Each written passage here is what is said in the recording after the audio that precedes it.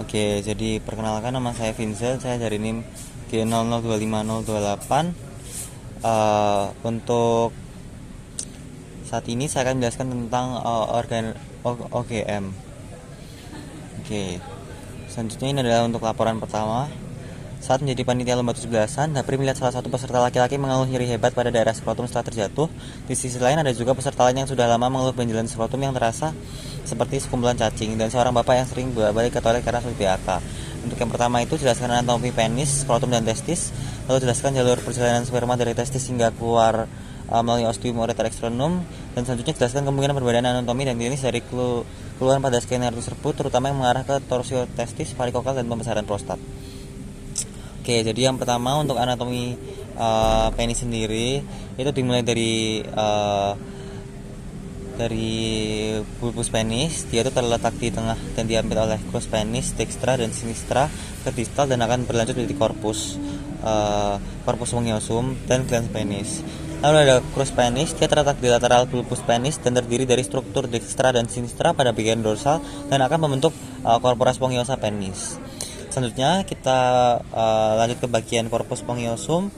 Di bagian dalam glans penis, dia akan melakukan pelebaran yang disebut sebagai fossa navicularis, dan pada ujung glans penis terdapat lubang yang merupakan muara uretera disebut ostium uretera externum.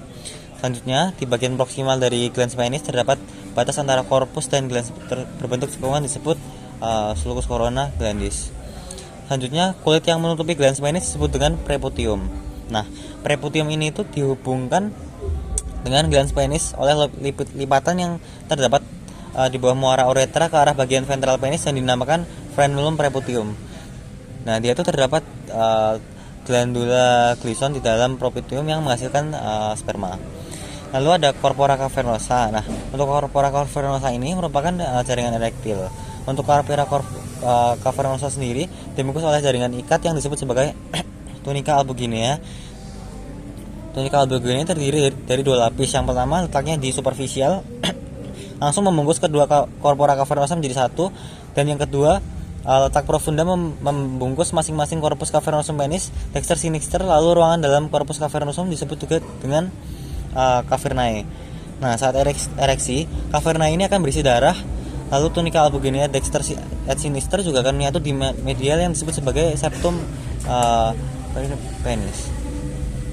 Di sebelah superior dan inferior dari septum penis terbentuk kedua cekungan. Nah, di sebelah superior ditempati oleh arteri dorsalis penis dan vena dorsalis profunda penis.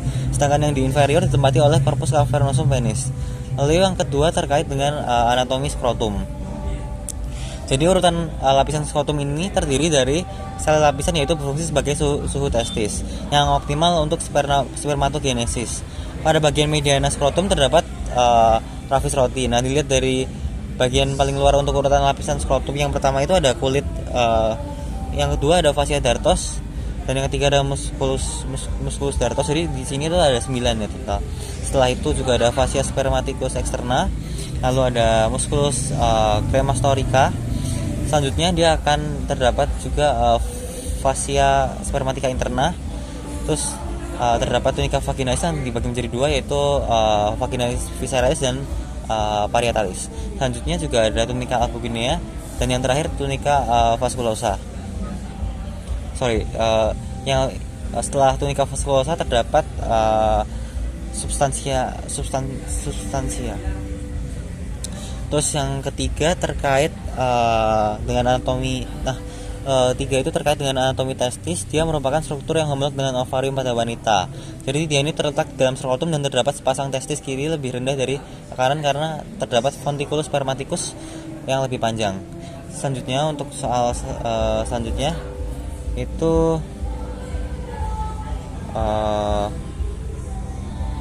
ini tadi yang sudah dijelaskan tentang struktur-struktur yang homolog, lalu alasan kenapa testis lebih panjang.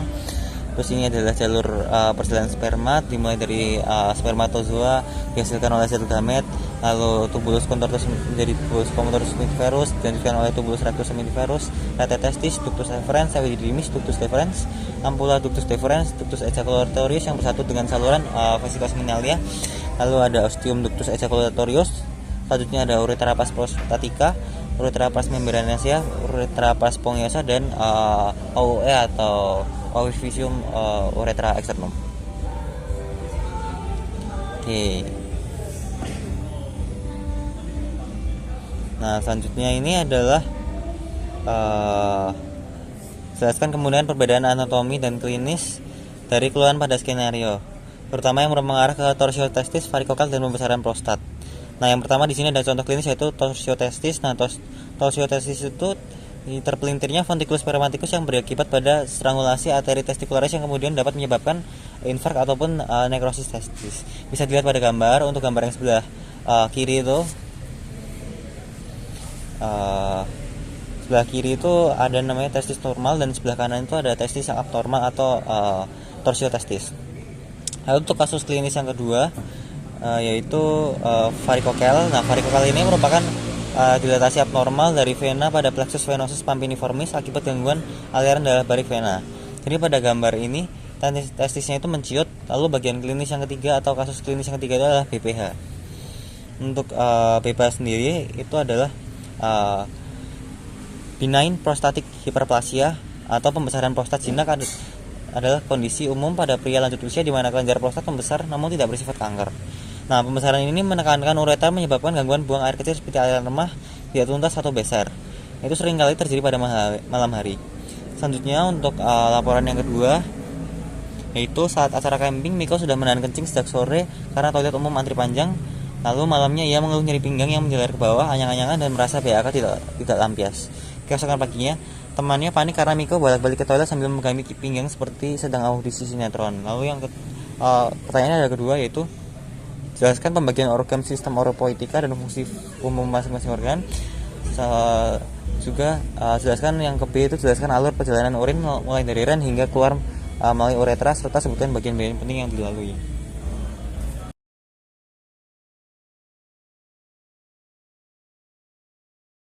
Ren sendiri, kita akan menjelaskan ren. Fungsinya itu yang pertama ada ekskresi, yaitu menyaring darah dengan membuang sisa metabolik, zat kimia asing, dan zat yang tidak diperlukan tubuh.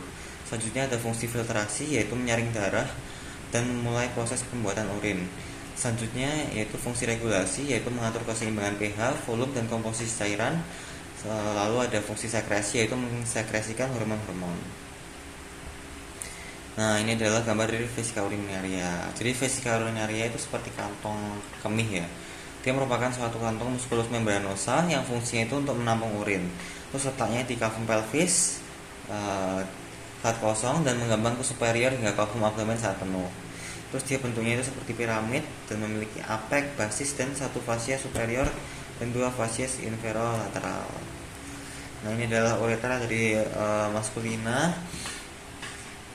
Dia terdiri dari beberapa pars, di mana yang pertama itu pars preprostatica, yaitu dari vesika urinaria hingga prostat, yang dikelilingi oleh musculus sphincter urethrae internum. Lalu dia terjadi kontraksi sphincter tersebut. Kontraksi sphincter untuk sphincter uretra ini mencegah aliran balik dari semen ke dalam vesika urinaria selama ejakulasi. Nah, ini adalah parsnya. Selanjutnya itu pars membranacea. Dia itu ciri-cirinya terpendek, dan uretra pars membranacea sempit dan berjalan melewati spasium perineum profundum. Lalu dia juga dikelilingi oleh suatu otot rangka dari musculus sphincter urethrae externum atau selanjutnya yaitu di bagian lateral ujung terminal terdapat gland bulbouretralis. Lalu yang selanjutnya ada pars spongiosa.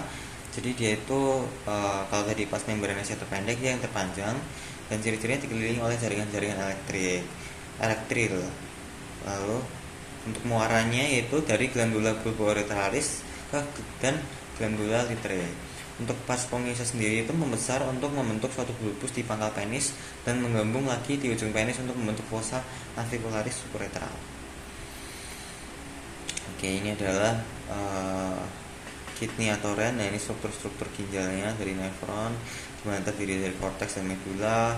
Lalu ada pelvis renalis. Nah, ini adalah perjalanan kalau saat kita minum air. Jadi dimulai dari filtrasi, reabsorpsi, dan augmentasi pada tubuh-tubuhnya. Nah, ini adalah kandung kemihnya. Dia terdiri dari internal, sphincter internal, ada uretra opening dan musculus destructor.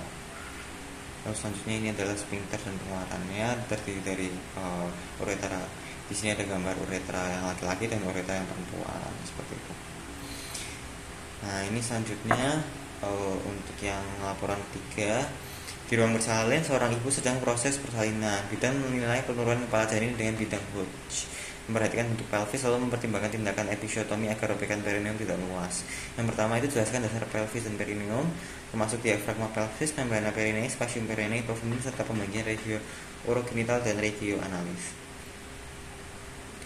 Nah, ini adalah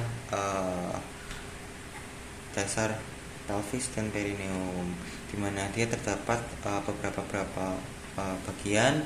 Yang pertama itu pubococcygos. Dari namanya sendiri, pubococcygos itu berarti di antara pubis dan coccygeus.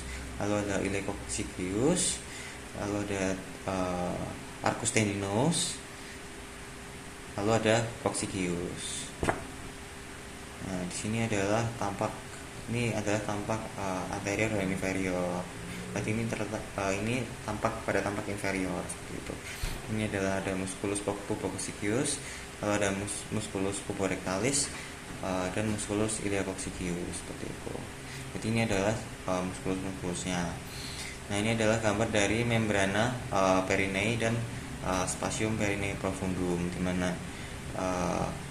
dari sini kita bisa lihat dari gambar dari membrana perineum seperti itu.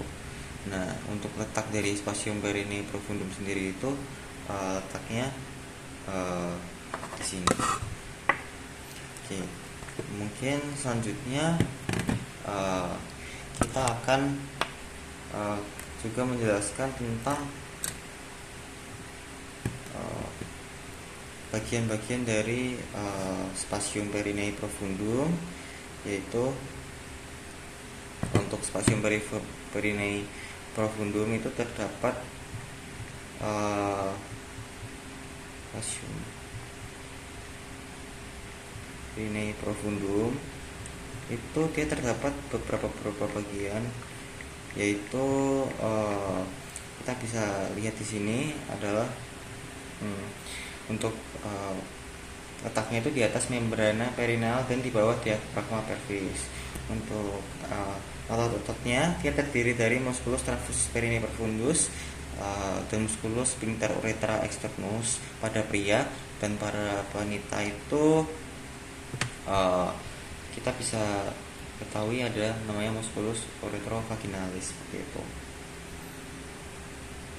Nah, ini adalah bagian-bagian dari wanita dan pria, di mana untuk wanita sendiri terdiri dari bagian-bagian pentingnya, yaitu musculus transversus perineum profundus, musculus kompresor, lalu ada sphincter uretrovaginalis, lalu ada external uretra sphincter. Untuk pria sendiri ada musculus sphincter uretra externus dan ada tip transverse perineal muscles seperti itu. Lalu ini adalah gambar dari fascia pelvis. Kita bisa lihat untuk bagian-bagian pentingnya itu adalah fascia superior dan inferior pada pelvis seperti itu. Nah, ini adalah regioperineum.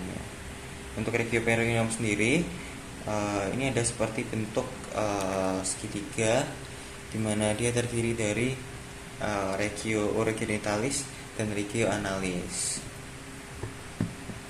Oke, selanjutnya mungkin kita akan menjelaskan tentang perbedaan dari pelvis wanita dan pelvis pria. Untuk perbedaannya itu pada pria dia bentuknya seperti jantung, untuk arterius pelvisnya dia seperti jantung, dan wanita itu bentuknya seperti bulat. Untuk asitosnya pada wanita luas dan pada pria sempit. Lalu untuk os sacrumnya itu pada wanita pendek, luas dan kurang melengkung, sedangkan pada pria itu panjang, sempit dan melengkung ke depan.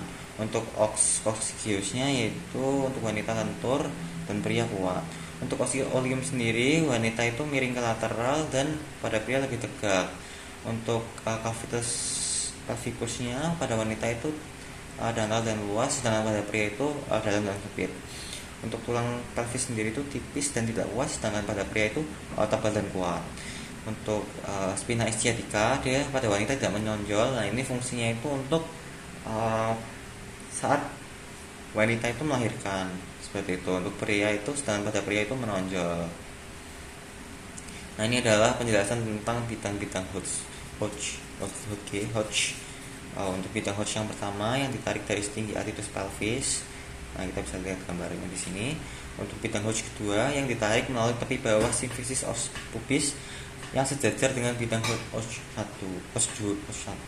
Untuk bidang Hodge 3 yang ditarik setinggi spina ischiatica dan sejajar dengan bidang Hodge 1 dan 2. Untuk bidang Hodge 4 yang ditarik setinggi os coccygeus dan sejajar dengan bidang Hodge 1, 2, dan 3.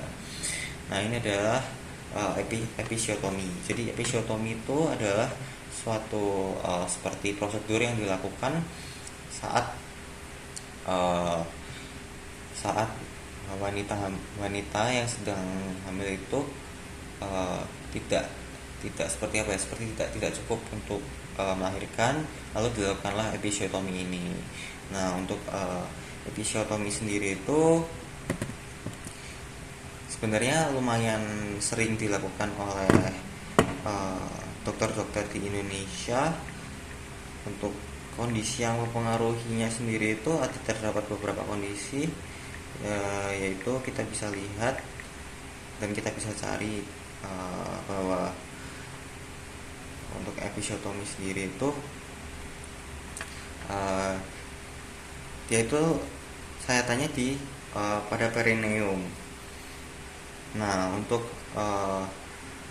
manfaatnya sendiri itu mempercepat pengeluaran bayi dan mencegah robekan berantakan. Jadi daripada dia itu melahirkan secara manual atau tidak dilakukan episiotomi yang menyebabkan robekannya, sahitannya bertambah berantakan dan mungkin lebih besar, sahitannya lebih besar daripada melakukan episiotomi, maka dilakukanlah hal tersebut. Nah, untuk mungkin pengaruhnya selama pemulihan itu mungkin dia akan terdapat mungkin rasa nyeri pada wanita, dan kalau tidak dijaga dengan benar maka akan terjadinya resiko infeksi yang berlebihan. Nah, untuk pemulihannya sendiri untuk luka episiotomi itu sekitar